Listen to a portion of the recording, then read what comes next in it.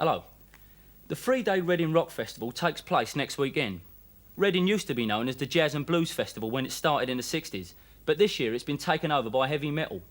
Original rock giants like UFO and Deep Purple spin-off Whitesnake are joined on the bill by new bands like Def Leppard and Iron Maiden as the new wave of British heavy metal reaches its crest. This week, 20th Century Box looks at Iron Maiden, a five-piece heavy metal band from the East End, and their fans who ushered in the age of the cardboard guitar. Unlike this copy of a Fender Stratocaster, this programme is in black and white. 20th century. 20th century.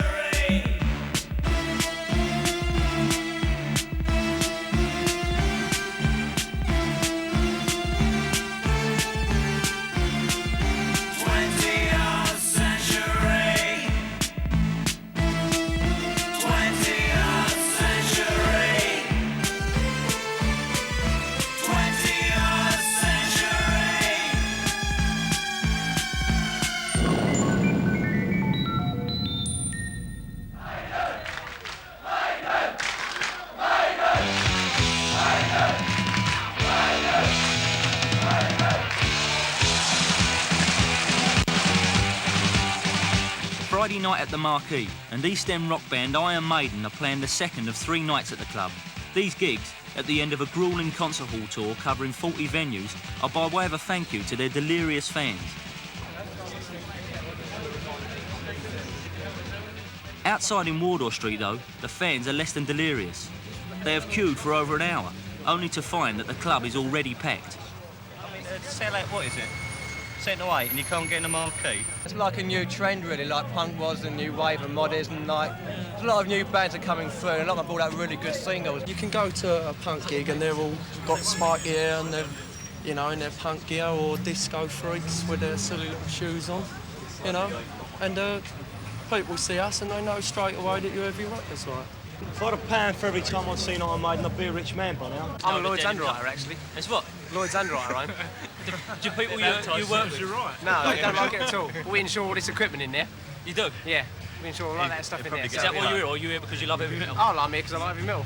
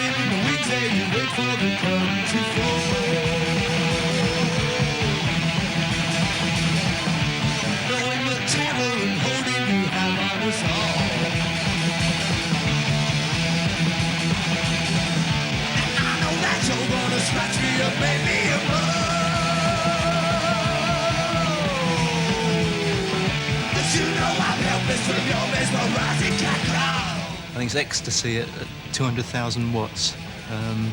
It's very simple, but it's enormously enjoyable.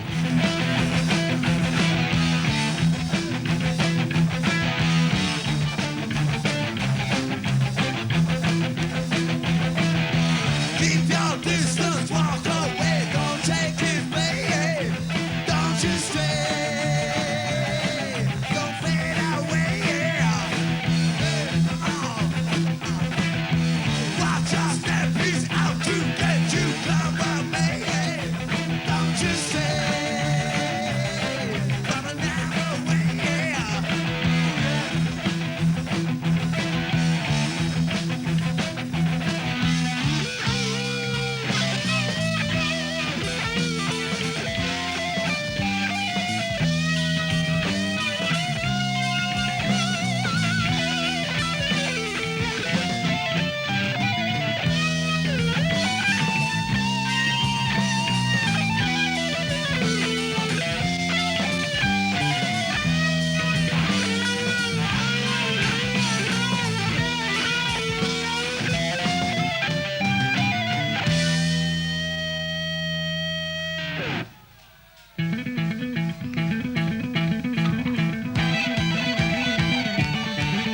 This kind of atmosphere is typical of heavy metal gigs.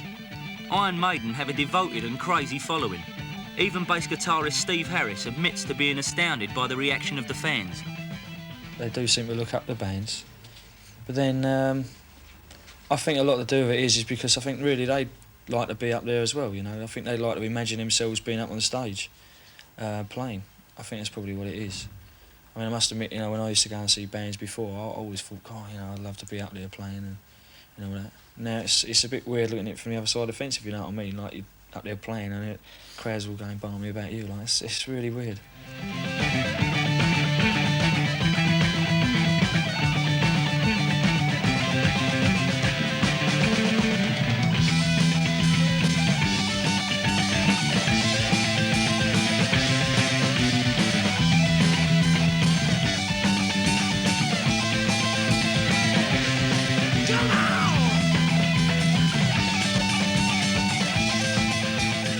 So what is actually happening?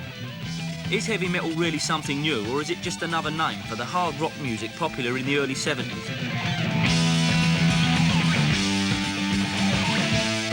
A lot of heavy metal fans don't like the term revival. They point out that heavy bands like Van Halen and Judas Priest were packing the Hammersmith Odeon throughout the punk rock period. DJ Neil Kay has been playing hard rock for years and doesn't like the label heavy metal. I despise the term heavy metal. I think a little bit of an explanatory note here, maybe. The actual term heavy metal is an American term, and it's now been obsolete for about 10 years. It was around shortly after the Woodstock Festival, and it is in actual fact a phrase that is nowadays covered in the States by a term high-energy rock. The Americans call it high-energy rock. We used to call it either underground rock, progressive rock, hard rock, or even better for my part, just rock, okay? It's not a new resurgence. Let's establish this fact once and for all, shall we, if we possibly can, as wide across the country as is feasible. Hard rock music never went away.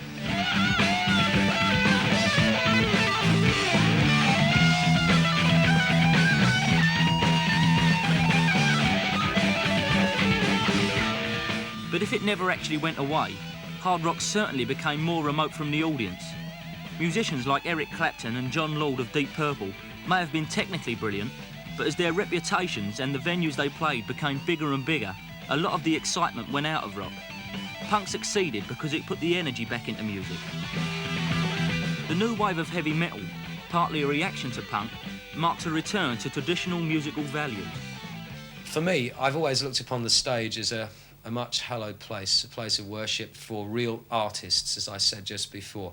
That doesn't just stem from rock and roll days. To me, Judy Garland was a real artist, Al Jolson was a real artist. People like that gave their all and everything for the stage, and most of them finished up dying for it as well. And in my view, nobody should be allowed to stand on a stage unless they can actually present the total professional thing, unless they really can sing and really can play. Punk was a total anti-attitude towards music.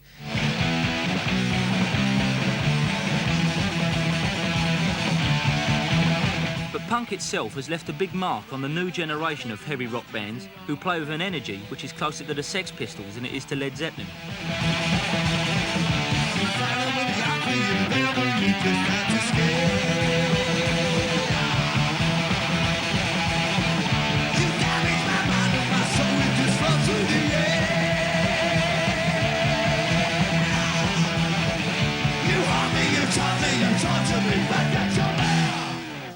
One man who believes there is a new wave of British heavy metal is the deputy editor of Sounds, Jeff, known to his friends as Def, Barton. Of the new bands that have come up, they've certainly been influenced by the new wave and the punk explosion. I mean, they play a lot faster now than Black Sabbath did in 1971. They're much faster, they're much more speedy. And I think also they took a degree of attention from punk in that they recorded, to start off with, they recorded a lot of their independent singles. They didn't rely on the record companies to pick them up and build their career. They just went out, played concerts and formed their own labels and stuck their own singles out. Iron Maiden fit this description very well.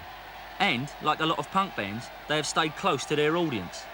Their success has been based up till now on small gigs in pubs and clubs, rather than the large venues of the previous generation. Lead singer Paul Di'Anno regards this as an important part of the band's attitude.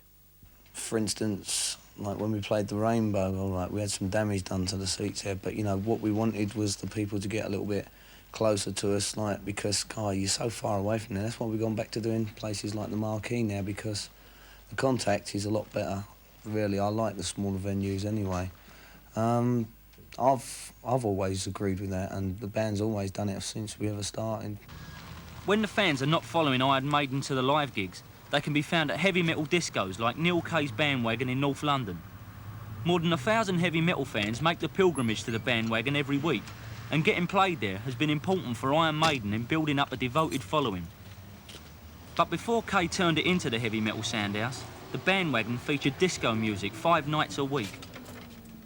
It took 5 years, really, of very, very hard work and a lot of persistence to change the whole situation around. These days, as you're well aware, we run 5 nights a week, hard rock, and soul's gone straight out the door, that way, sideways.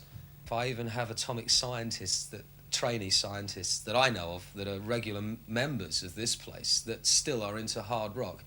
But one shouldn't presuppose that just because one is a headbanger that one has only one sort of situation in life. That's totally false.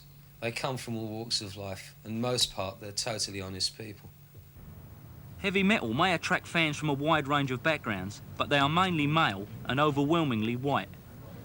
2 of the regulars at the Bandwagon Disco are wedding photographer Rob Loonhouse and road mender Alan Day. You find very few women down the front, you know, actually headbanging. You know, they're quite content to stay at the back and, you know, sip their orange, you know, and listen to the music. Do you think women make good headbangers? It's very difficult, really, you know, because a lot of women, you know, they don't really have it in them.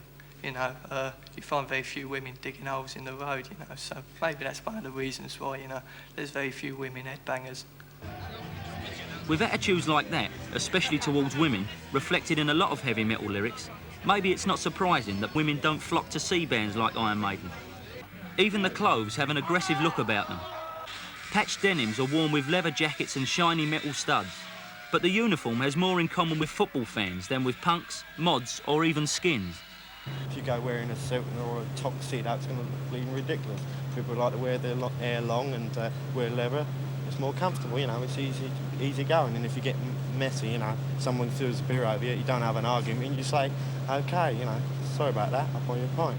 Headbanging is to heavy metal what the pogo was to punk. And at the Bandwagon, the mouthful of safety pins has given way to a recurring symbol of rock fantasy, the homemade imitation guitar.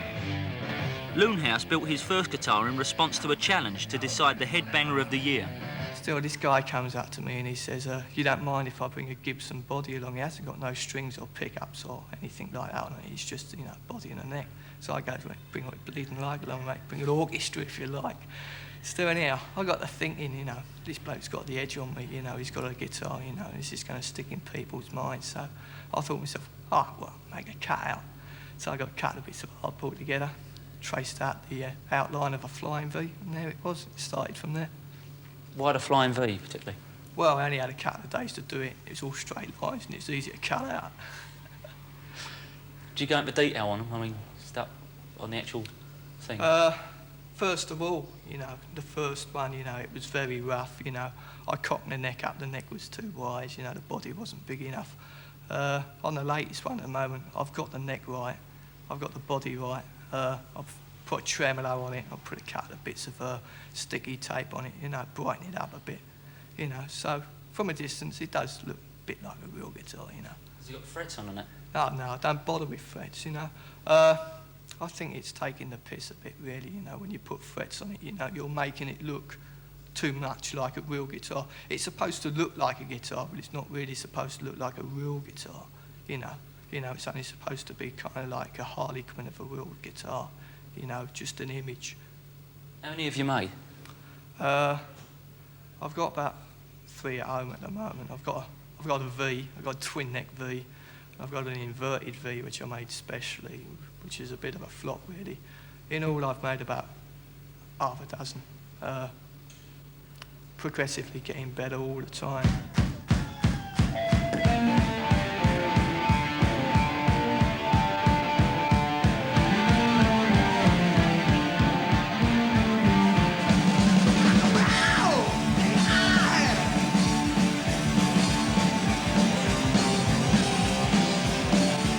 If the heavy metal boom is being taken seriously by the fans with their imaginary guitars, it's certainly causing a stir in the offices of the record companies.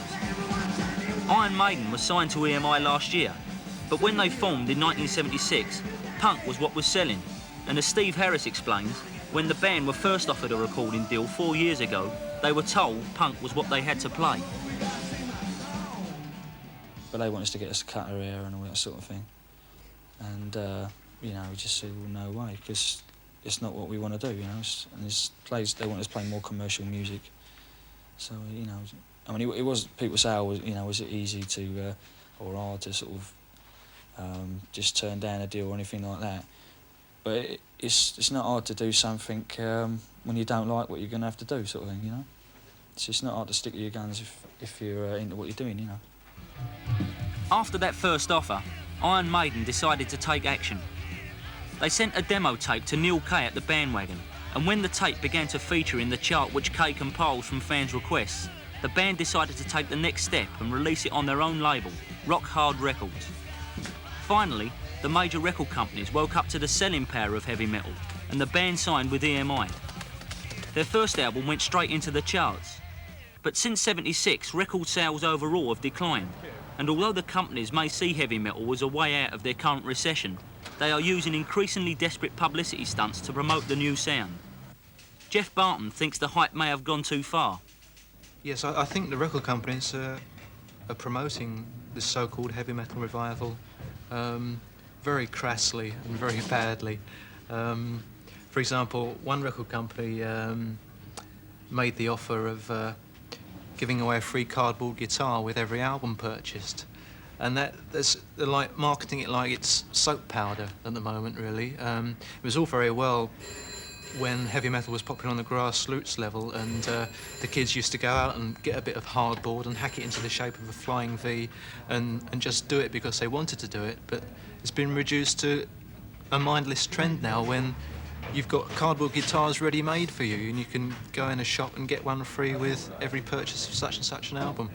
It's completely ridiculous, and I think it ruins all the sort of novelty of it and the genuine good times and the actual interest that was there at the beginning. I think it's going completely over the top, really.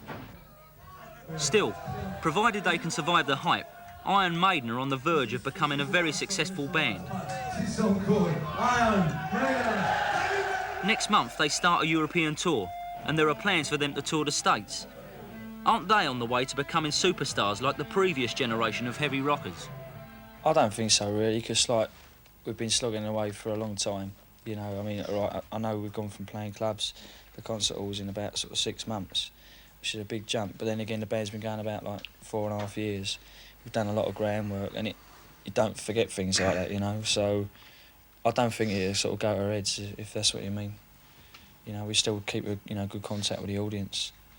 You know, when we come out after gigs, we always sign all the autographs and like meet them all and that, you know, sort of really. Well, we go out of our way to keep in with them as well, you know, because we just like talking to them and that, you know. We just made one little tiny crack, really. I mean, we got loads of work to do. I mean, all right, we can sell out most of the major venues in Britain. We got the rest of the bleeding world to go. Yeah, we got to start all back on square one again. Rock and roll!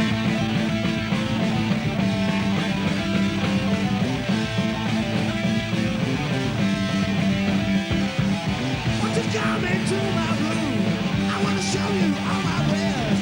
I just want to see your blood. I just want to stand and stare. See the blood begin to flow. As it falls upon the floor. I made a camp before. I made a camp before now.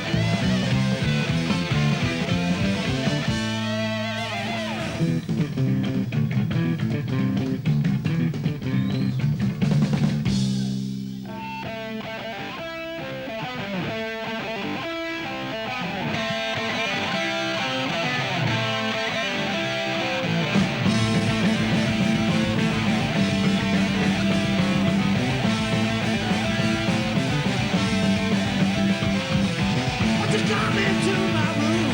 I wanna show you all my wares. I just want to see your blood. I just want to say that's there. See the love begin to flow. As it falls upon the floor. I really don't care before. I really don't care before. But wherever you are, I really don't gonna get you. No matter how far. See the love flow. What you say? I'm above my head.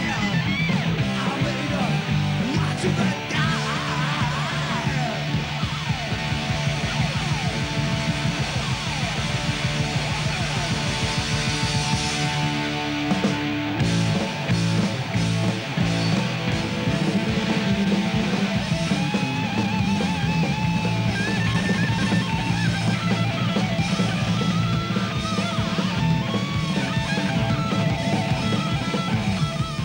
Meanwhile, miming to the music is as close as fans like Rob Loonhouse will ever get to stardom. We asked Loonhouse why he didn't get himself a real instrument and learn to play. I'm now 23. In the rock business, it's getting on a bit, you know, 23. To become really competent at the guitar, you've got to play it for about 5 years, you know, before you become reasonably competent. And you've got to be pretty competent to play rock music. So, say it would most probably take me until, about 30, you know, before I've really become competent. So really, I've left it a bit late. So in the future, do you see this as a lifelong thing now? Or Yeah, you know, I'm going to make a business of being a headbanger, because that's what I'm good at, basically. 20